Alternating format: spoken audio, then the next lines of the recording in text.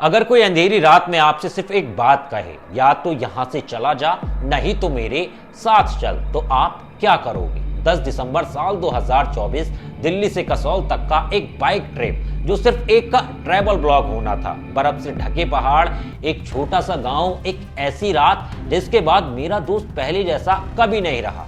आज भी उसके सामने अगर उस रात का जिक्र कर दो तो वो डर के मारे कांप जाता है, क्योंकि उस रात पहाड़ों में किसी ने उसे देखा था और वो चीज आज भी उसका पीछा कर रही थी। और इस पूरी घटना को मैंने खुद देखा है, यानी खुद महसूस किया है। ये कहानी है कसौल से आगे की, जहां रास्ते खत्म होते हैं और डर शुरू होता है। हेलो दोस्तों, मैं हूं आपके साथ ऋषभ चौहान और आप सुन रहे हैं ऋषभ का रेडियो। साल था 2024, तारीख थी 10 दिसंबर। दिल्ली की सर्द सुबह थी, लेकिन हमारे दिलों में ठंड नहीं बल्कि रोमांच भरा हुआ था, क्योंकि हम पहाड़ों पर जाने वाले थे और पहाड़ों पर जाना एक अलग सा ही अंदर एक्साइटमेंट पैदा कर देता है। मैं और मेरा दोस्त शुभम दोनों ही बाइक से सफर करने के शौकीन हैं। खासकर मुझे मोटो ब्लॉगिंग का जुनून है। मेरा दूसरा यूट्यूब चैनल ऋषभ ज्योति ब्लॉग उसी जुनून की पहचान है। पहाड़, लंबी सड़कें, बदलता मौसम और बाइक की आवाज, यही सब मुझे जिंदा महसूस कराता है। इस बार हमने तय किया था कि दिल्ली से कसौल तक का सफर बाइक से करेंगे, करीब 500 किलोमीटर का सफर, और वो भी बिना किसी जल्दी के। हमने ऑफिस से पूरे एक हफ्ते की छुट्टी ली थी। वक्त हमारे पास था, बस मंजिल पुकार रही थी। सफर की शुरुआत एकदम शानदार रही। हाईवे पर बाइक दौड़ती रही, हवा चेहरे से टकराती रही। रास्ते में रुक रुक कर हम चाय पीते रहे, खाना खाते रहे, कैमरा निकाला और ब्लॉग शूट किया। बस हमारा यही काम था। लेकिन जैसे जैसे हम चंडीगढ़ पार करते गए, मौसम का मिजाज बदलने लगा। हल्की हल्की बारिश शुरू हो गई, पहाड़ पास आ रहे थे और उसके साथ ठंड भी। बारिश कभी तेज हो जाती, कभी थम जाती, लेकिन हमारे उत्साह में कोई कमी नहीं थी। हमें तो सिर्फ कसौल पहुंचना था। लगभग 24 घंटे के इस सफर के बाद हम कसौल पहुंचे, और 24 घंटे हमें इसलिए लगे थे क्योंकि 250 किलोमीटर चलने के बाद हमने स्टे कर लिया था। रात हो गई थी और बारिश जो है हमें काफी ज्यादा परेशान कर रही थी। हम भीग भी चुके थे। थकान जरूरी थी, लेकिन कसौल की हवा में कुछ ऐसा था जो सारी थकान मिटा देता है। कसौल पहुंचकर हमने कसौल में एक दिन आराम किया। पार्वती नदी का शोर, पहाड़ों की खामोशी और ठंडी हवा, सब कुछ किसी सपने जैसा लग रहा था। लेकिन असली कहानी तो अभी शुरू होनी थी। अगले दिन हमने तय किया कि कसौल से आगे एक जगह है, शिला, एक छोटा सा गांव है, एक पहाड़ी के ऊपर बसा हुआ, जहां हमारा एक दोस्त होम स्टे और कैफे चलाता था। वो जगह ज्यादा टूरिस्ट मैप पर नहीं है, इसीलिए और भी रहस्यमयी लगती है। हम बाइक लेकर शिला की तरफ निकल पड़े। शिला पहुंचना जैसे किसी दूसरी दुनिया में कदम रखना था।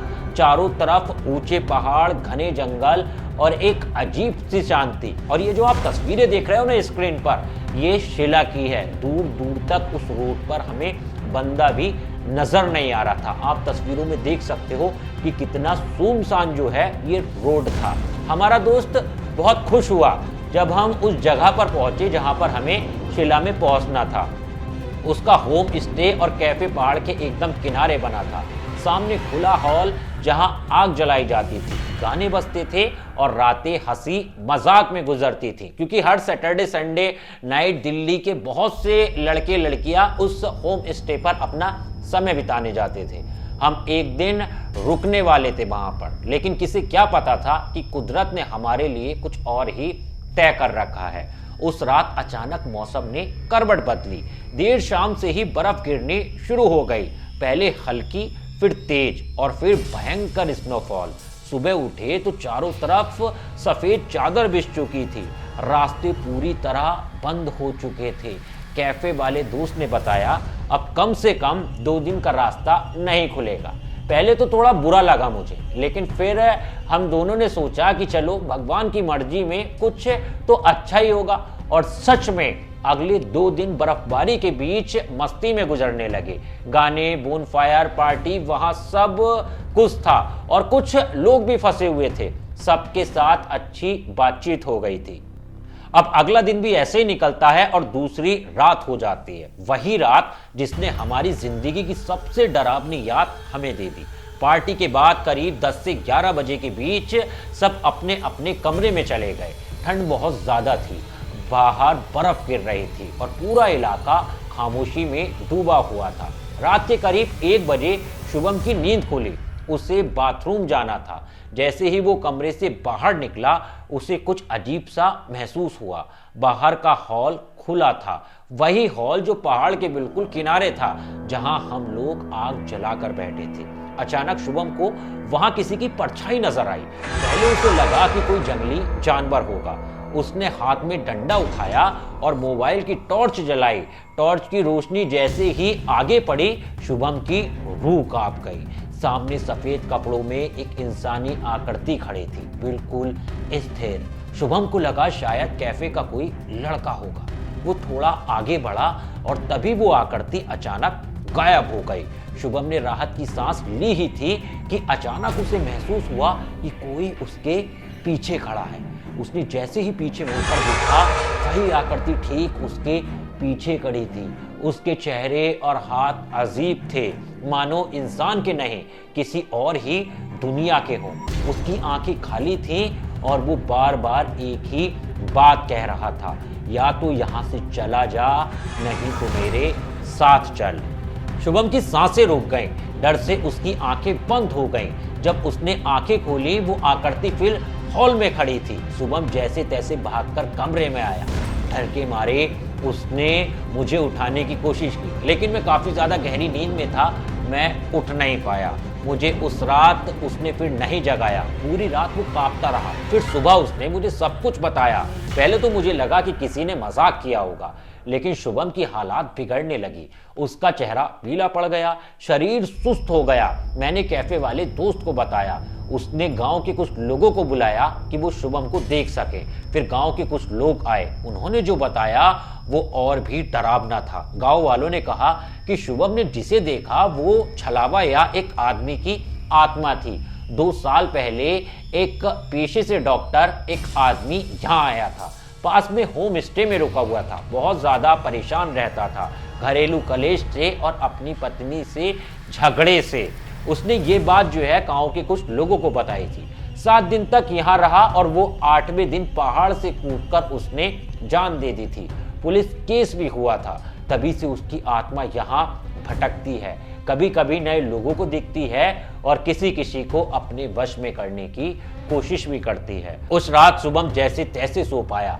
अगले दिन जैसे ही रास्ता खुला, हम वहां से निकल पड़े, लेकिन कसौल की सीमा तक शुभम बार बार कहता रहा, वो मुझे दिख रहा है, वो मेरा पीछा कर रहा है। मैं भी अंदर ही अंदर डर चुका था। जैसे तैसे हमने वो कसौल का सुनसान वाला और शिला के बीच का जो रास्ता था वो पार किया।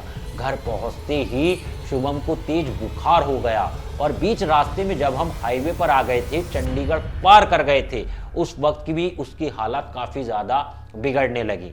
घर आके डॉक्टरों को दिखाया तो दवाइयों का कोई असर नहीं हो रहा था। आखिरकार फिर मैंने उसे एक गुरुजी को दिखाया। मुझे लगा कि शायद गुरुजी को दिखाना ज्यादा बेहतर रहेगा कि कहीं इस पर वाकई में ही किसी बुरी आत्मा का कोई साया तो नहीं पड़ गया है। उसकी पूरी बात जो थी मैंने गुरुजी को बताई। उन्होंने सुनी, उन्होंने फिर हवन किया। उसके बाद शुभम को थोड़ी राहत महसूस होने लगी और धीरे धीरे शुभम जो है वो ठीक भी हो गया। फिर 3 से 4 दिन बाद हम गुरुजी के पास गए। हमने गुरुजी से पूछा कि आखिर हुआ क्या था।